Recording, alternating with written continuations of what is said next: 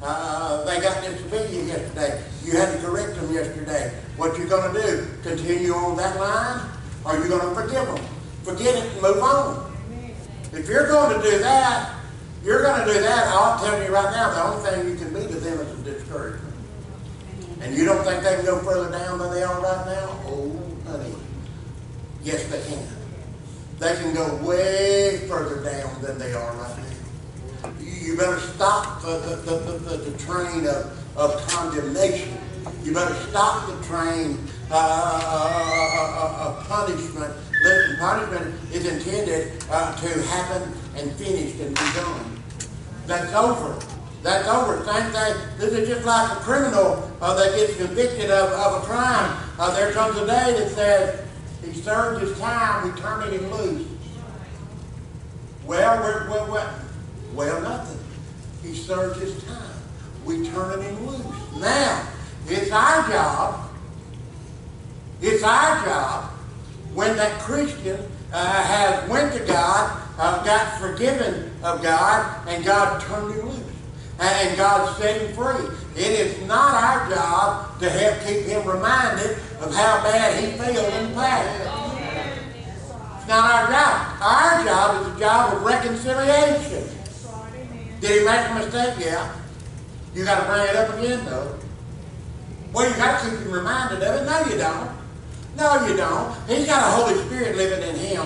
He's got a God the Father above that lets him be reminded of those things he needs to be when it is used for correction. He doesn't need the man agent in on the thing and saying, well, I'm going to try to stay straight with God. I'm going to keep him reminded of how many times he has failed. Are you keeping up with how many times you failed? Well, I will tell you right now, look, if you're not keeping up with yours, don't even try to keep up with mine. Don't even try to keep up with mine until you start keeping a good list of yours.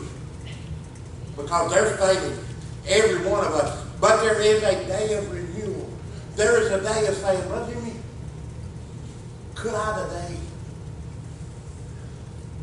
I did walk in the door with all kind of yesterday's junk on me. I'll admit it. I'm dragging some of yesterday around with me, and I can't hardly take it. And I can't breathe good. And every time I want to start moving forward in my relationship with God, I find somebody in the church to look at and become discouraged. I'll find somebody that I'll be reminded that let me down sometimes in the past. Somebody that said something that hurt my feelings in the past. And every time I want to move forward, the devil brings that little piece of pepper out and says, wait a minute. Hey, remember that you're not going back down there, are you? Remember what she said. Remember where he failed. Remember what they done. You remember what they didn't come through for you. Remember they didn't show up. Remember they let you down. Remember she made you mad. Remember she made fun of you. Remember she made a snide remark about you. Hey, don't get crazy now. Don't forget all that. If you forget all that, what are you going to do? Be brand new. Amen. Be reconciled unto God and my relationship with Him. That's what I'm looking for. That's what I'm looking for. I want to be reconciled to God. I want, listen to me. This is honest. It's brutal, but it's honest. If you leave here today still discouraged in Christ and your relationship, your fault. Amen. You cannot blame it on anybody else. Your fault. You know why you're dragging around the mistakes, the failures, the letdowns, and all of that of yesterday? You want to. Amen. You want to. Because you have God's permission to leave it here. You got God's permission to put it behind your back instead of in front of your face. Because you don't have to leave here discouraged 1 second. You can leave here totally renewed, totally set free of everything, including your trip over here today. From here back, you can forget every bit of that. You don't have to tote none of it outside. Well, there's some issues that hey, listen to me. I'm not preaching for you to become irresponsible. If you've made a commitment in the past that you need to see to, well, that's fine. But the negative, the stuff that discourages you, the stuff that hurts you, the stuff that breaks your relationship with God, you have no business toting that out the door. Amen. No reason to do so. No reason to do so. I want to try to stay with my outline. A lot of times I get real far away from it. So you're just trying to write down some scriptures to help you be reconciled to God today. The Christian life has a beginning. That was the new birth. That was the new birth. And then that's Psalms 51:5 and Romans 3:10 and 23. So all of us need to be born again. Of course, John 3:1-5 and John 3:16. Sometimes even the believer needs a new beginning. Once again, I refer you back. You want to see the greatest Bible example of renewal. Starting over again, Psalms 51. Go to Psalm 51 where David dealt with his sin with Bathsheba and knew how disobedient to God that he had been. And it showed you how to straighten that thing out with God. So if you need a good example on how to do it, go to Psalm 51 and go through that process kind of like David did with God when he had to deal with the sin with Bathsheba and the killing of Uriah and all of that. Psalm 51, but there is a place of renewal. There's a place to start over again. Follow the simple steps of David. It'll work for you. So then let the past be the past. Verse 17, therefore if any man be in Christ, he's a new creature, old things passed away, all things have become new. And listen to me, that's not just the initial salvation process. That is a process that you'll have to use over and over and over again to be renewed in Christ. To start over again. I'm telling you, I don't care how hard you try. And I'm not saying you should on purpose pile up all this sin in your life so you'll have to dump it. I understand there's a commitment to God. There's a way that to live for God, that you don't do that to the extent somebody else may do it. But don't ever think that there's a place that you escape and you're not going to have any failures and you're not going to have any restarts and resets in your life. I'm telling you, it is a life process of reset. Am I right? Amen. Am I right? Every one of us, you have to go ahead and admit that as a child of God. If not, you're going to try to toe too much. And you cannot overcome the discouragement. Well, so-and-so ain't here today. Well, so-and-so ain't here today. Well, I'm afraid they're going to quit on God. I think they started going to church somewhere else. I think they're going to wonder what everybody's done to them. Well, what happened to them? Did you say something to them? Did I say something? Well, that's a place you have to let that stuff go. I'm going to tell you right now, you have to let that go. You have to take care of it moving forward. But you can't handle none of it in the rearview mirror. I'm telling you, you cannot drive looking through the rearview mirror. You'll kill yourself. You'll hurt somebody else too. But not only that, you'll run yourself in the ditch. And you'll get stuck in life. So just listen to me. If it's in the rearview mirror, you better let that go. You better let that go because there's things out in front of you that's got to be dealt with that's going to make it worse than it is now if you don't start paying attention to the road you own. You got to deal with the road you own.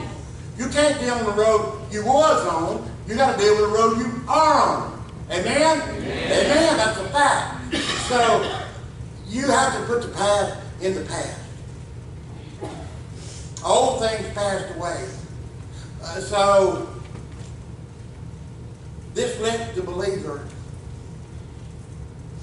turn loose of even past sins. Not only just failures or shortcomings, but literally things that you did in just honesty. You can't claim ignorance. You did them simply in disobedience to God, and you knew what you were doing when you done it. You knew that it displeased to God. You knew God wasn't in it, but you went ahead anyway. That's sin. But God even gives us a place to be delivered from that. So you can turn that loose. You can let that go. You have to. You have to let that go. So in the reconciliation process, number one thing, I have so many scriptures to share with you. Psalms 103 and 12, 1 John 1:9, for Ephesians 4:30 through 32. Write those down. There has to be a place that you can put your failings, your disobedience, your unconsiderate, your whatever the failing might have been. There is a way to put it in the past. There's a way to put it in the past. And if you don't, you're not going to serve God long. You're not going to serve God long. Listen to me. Because there will have so much piled up on your wagon that you'll have to unhitch from your wagon and go your own way. It won't work. It won't work. Why? Because the wagon's still loaded. Oh, yeah, I left it at the house. I know. You got to go back there. So you have to unload the wagon. You can't just unhook from it. You can't unhook from life. There's children in the past. There's mistakes in the past that have to be dealt with for the rest of your life. So there's some of it that'll ride on your wagon always. Right? But you have to be very selective about what you drag around and what you unload. Because there is responsibilities of the past that you just got to keep because it's right to do. And if you start unloading some of those things, boy, you're talking about trouble. Because you can't get past them. You can't get past them. And I'll just use this simply because it's the easiest and most obvious. Not necessarily that it's worse than anything else or anything else. But listen to me. When there was a child born outside of wedlock or by some other circumstance that wasn't planned by the parents or whatever, hey, you got the baby. That's a lifetime commitment. I don't care who you are. That's forever, bub. Well, I didn't mean to make it. Sorry. And that's where we as a race, as a nation, have tried to shirk the responsibility. But we're just children. And many have chosen to go that route. They will never get over it this side of glory. They'll never listen to me. Well, I can put that in my past. I understand that. You'll never take away the pain. Mama, you'll never take away the initial pain of being aware that you killed your own child. You can't get over that. Why? That's nature itself. That's God innate law. Mama can't give up on a baby. And she cannot intentionally hurt that child without that being a part of who she is for the rest of her life. I don't care who you are. I know you can be forgiven of those things, and I'm not saying you can't be forgiven of that or anything else. Forgiveness, that's fine, and that'll help you move on to a degree, but also, there's part of that's going to stay on your wagon. You got to live with that. They say, well, that's just on women. Don't be silly. Don't be silly. Listen to me. God didn't put all the responsibility on nurturing and loving and protecting and taking care of and the responsibility. Put it all on women. That's Daniel. If something happens to that little redhead baby right there, who's going to get hurt? Mama's going to be hurt bad. Oh, Daddy ain't going to hurt? Oh, Daddy going to hurt just as bad as Mama does. That's right. It's not the exact same relationship, but there ain't no question about it. It goes just as deep, and it hurts just as hard, and it hurts just as long. You say, well, I think all these men, they never pillow their head at night. What they don't remember. Because God put that sign right in front of their face. Oh, before you go to sleep now, I want you to remember that baby. Never get over that? Never get over that. Never. Not intended to, not supposed to. That's why it's so important. why having children is so important. That's why God sees it as such a great blessing and a great honor to have brought a child into the world. Why? Because you never get over it. You never get over it. You never get over it. Well, it's a bad thing. Well, it'll just be bad forever then. Because it'll just be there forever. So, let's put to pass those things that God allows us to behind us. Let's straighten the stuff up that we have to carry on our wagon because it's part of who we are. We can never become so irresponsible that we say, well, everything in the past, all of those mistakes, even the ones I just mentioned and went over, I can dump those too. Oh, no, you can't. There is no dumping ground for that. Because if you even allow that to happen, you'll be reminded of the dumping ground that you dumped it in. You'll never forget it. Part of who you are. So, if you're going to move on for God and you're going to have a new beginning today, I'm going to try to hurry these last 2 points. You're going to have a new beginning today. You're going to have to unload the wagon of the things God intends you to unload. Well, this and that, that's foolishness. Don't waste no time with that. Major on the majors. Don't major on the minors. The minors, don't worry about them. Let them go. Second thing is, if you're going to be renewed in God, in Christ, in your relationship, let the future, so let the past be forgiven. Let the future be fantastic. Let it be fantastic. Look at every day. I'm telling you, if you let tomorrow happen and you began out on a negative track, where are you going to stay? Stand up tomorrow morning, call the devil a liar. Tell him he's not going to have even a minute of your day. As you're moving forward, it is a fantastic life God has given you. I don't care what the devil said. I don't care how many mistakes of yesterday. Glory to God, I got a brand new day. Somebody said to me this morning, I woke up breathing. I'm okay. I'm good. I'm good. I woke up breathing. So I'm good. So I got the possibilities of having a fantastic day for God. Amen? The possibilities are there. And I'm the agent that will determine which way the day turns out. I can dig up the junk, or I can set a brand new future going toward it. God, take every mistake I made. Sorry about it, God. Take me, move me forward, Lord, in this track of life. That's what I'm looking for. Everybody has to do that. Well, you can't just do it. God said you can, you can. Amen. If God said you can, you can. The devil's a liar. Everybody else is a liar. God's true and every man's a liar. If God said it is true, you need to start out the future through faith. Verse 18. And all things are of God, who hath reconciled us to himself by Jesus Christ, and hath given to us the ministry of reconciliation.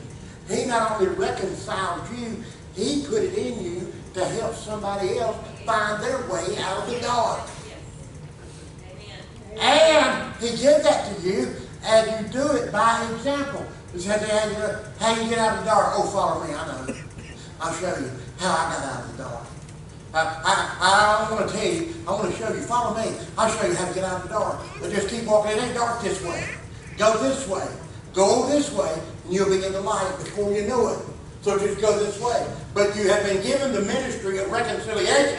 If you've been given the ministry of reconciliation, one of the greatest burdens that you carry around is you don't carry out the ministry that God gave you. That's where the blessings are. He wants you to carry out the ministry that he put you in. That's the ministry of reconciliation. He wasn't talking about reconcile yourself. You take care of that just like that. He's talking about the ministry of going out and reconciling the world to himself. That's where your blessing is, and that's where your curse is if you don't do it. You want to start out negative? Think today's about you. Boy, that's just a dive bomb to the ship's deck. You got to run it. It ain't about you. And about you. My life is about, first off, those in my immediate circle of care that I love. That's that first circle. But it's just like throwing a rock in the pond. There's another circle and another circle, and it just never ends. It never ends till I pillow my head. Because the circle just keeps going getting bigger. If I take care of what's in this circle, got another circle right outside of that I'm going to be taken care of. If I get too focused in this right here, too bogged down in this right here, there will never be any effect in that one. Yeah. When things start going wrong in this one, I'm headed out. I'm headed out. There's another one out there. It's got to be taken care of. It's got to be taken care of. That's Ephesians 5, Romans 5 and 1, Ephesians 8 and 2, Habakkuk 2 and 3, Romans 1 and 17, Galatians 3 and 11, Hebrews 10 and 38. We have to remember that tomorrow I have to go ahead and don't start getting bogged down because tomorrow's going to be bad. Tomorrow ain't happened yet. Don't curse it. Don't send a curse into tomorrow for yourself. Claim tomorrow. Tomorrow's going to be the best day I ever lived. Amen. Glory to God. Unless I drag this mess into it and push this out ahead of me instead of putting it behind me. Crawl on over the thing and go on. Last point. Point number one was this. Let the past be the past through forgiveness. Point number two, let the future be fantastic through faith. Because God, it said the future is of God. Who do you think's writing tomorrow's story? God writes tomorrow's story. The devil don't write tomorrow's story. God does. You have to write the devil in on it. He don't even get a paragraph. He don't even get a sentence in your writing of tomorrow in God's plan. Unless you go to him and say, oh, did you want to write something down? And he'll oblige you. He'll write more negative than you can handle. He'll break your heart. He'll discourage you to the point you won't never look to God again. He'll write stuff about you that's true, but forgiven. It's true, but it's forgiven. Got nothing to do with my tomorrow. Why? It's forgiven. It's under the blood. God can't see it. It don't have an effect on me anymore unless I let it write it in. The last point, let your present be exciting through evangelism. What? Through evangelism? Man, I can't word with somebody else. My life's falling apart. I know, because you won't word with nobody else. You done got stuck in your yard. You ever got stuck in your yard? Jay had. Jay been stuck right there in his yard. Don't get stuck in your own yard, man. If you're going to get stuff moving. Cutting a trail. You won't get stuff there. Let your present be exciting. Let yourself know. And this is everybody in the room. This is the worst. Who's the worst Christian in here? Raise your hand. The worst one? Hey, it's pretty Charlie probably worse. So, that's his condition, not mine. But, okay. Even the worst of us get that way by abandoning the ministry that God gave us. You want to lift Charlie up? You want to get Charlie doing his job better? Let him lead somebody to the Lord. Oh my God. You can ride that thing. You can ride that wave for a long time. And I'm telling you, once you get used to riding the waves, you don't want to get in the flat water no more. You just want to be in the waves of evangelism from then on. What you do? You be looking for somebody else. And you got a little higher and a little higher and a little higher, and won't be long you don't even remember what you're talking about. And so what's wrong with you? Oh, got nothing. Yeah, but ain't your life falling? Well, it was. But I just be honest with you. The last two people that I led the Lord, I totally forgot about all that junk I was crying about yesterday. I don't even remember what it was. I don't remember what half of it was, to be honest with you. I just let the devil load me up till he broke me down. Well, what happened to your load? The Lord's got it. Well, unloaded it over his house. You gonna go back and get it? Don't exist anymore. He threw it in the garden. He got a shredder over there. I couldn't find it if I wanted to. He couldn't find it. It's gone. Your problems of yesterday, you let them go away? Yeah. Shoot, man, I only want them back. Well, how are you going to start over again, crazy? I'm going to start over again. I'm going to be forgiven. I'm going to stand up straight. I'm going to square my shoulders. I'm going to get ready for the fight. What about yesterday? I don't know where it's at. I'm looking for today and tomorrow. What about yesterday? Yeah, so-and-so knows that about you. Well, let me tell you something about so-and-so. You let so-and-so keep up with all that.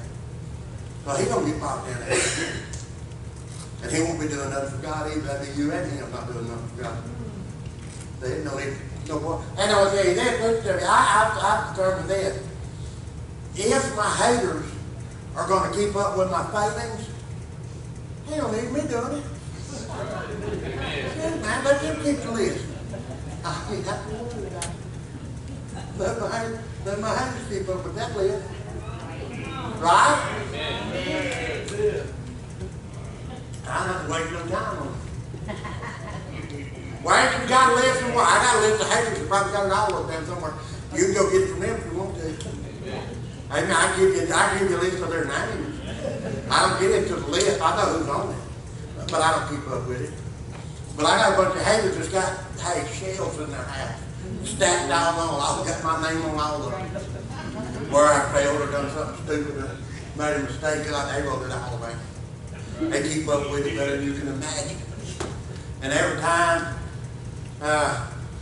they get crazy, they go and pull that list out about me. And they use it to do something with it. I don't know, to get up on, stand up a little high. I don't know what they do with it, to be honest with you. But they won't lose it. They'll keep it. I can go ask about a mistake I made 30 years ago. I know people got it wrote down in detail.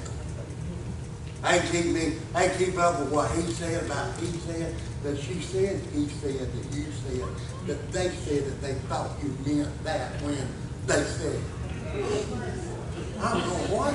He said, I got page and verse on that one. Good gracious.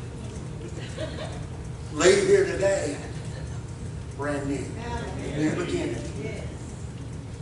Why not? Why not?